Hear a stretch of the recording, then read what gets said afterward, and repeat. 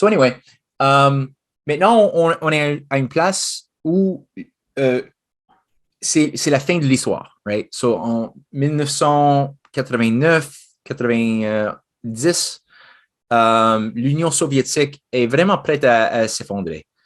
Et il y avait certaines promis qui ont été donnés par George Bush Senior que oui, Gorbachev, si vous décidez de s'effondrer, l'Union soviétique et devenir capitaliste, on va te donner une centaine de milliards de dollars pour investir dans la industrialisation de toute ton économie. Tu dois aussi laisser donner une indépendance à tous les autres membres nationaux dans l'Union soviétique. Et si tu fais tout ça, on va te donner de l'argent, on va t'aider, ce sera un nouveau monde de coopération et tout ça, right? OK, so, c'était effectué.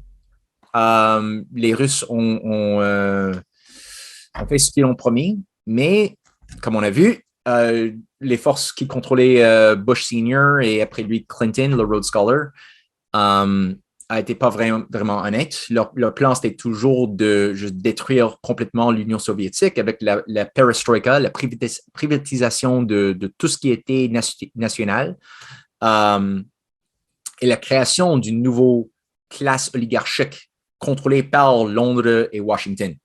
Et ça, c'était devenu la parasite de l'État profond moderne dans la cœur de la Russie, que Poutine, chanceusement, a été mis en place par Primakov. Il y avait Primakov était le premier ministre patriotique nationaliste dans les années 90, qui voulait résister à cette parasite et chanceusement, il était capable de trouver quelqu'un qui avait un talent, Poutine. Personne ne savait comment lui juger, est-ce qu'il est sur quel côté, et il a joué un jeu très smart.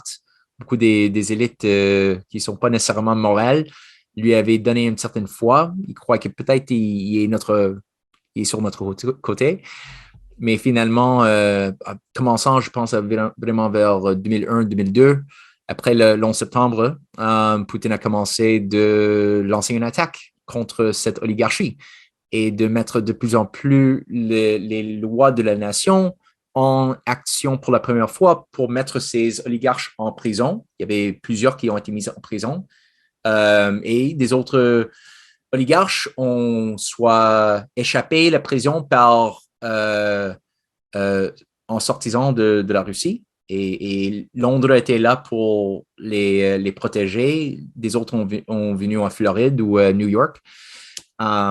Quelques autres ont resté en Russie et ont dit, OK, on va jouer avec tes nouveaux règles, Poutine, et on va avoir de meilleurs comportements au moins.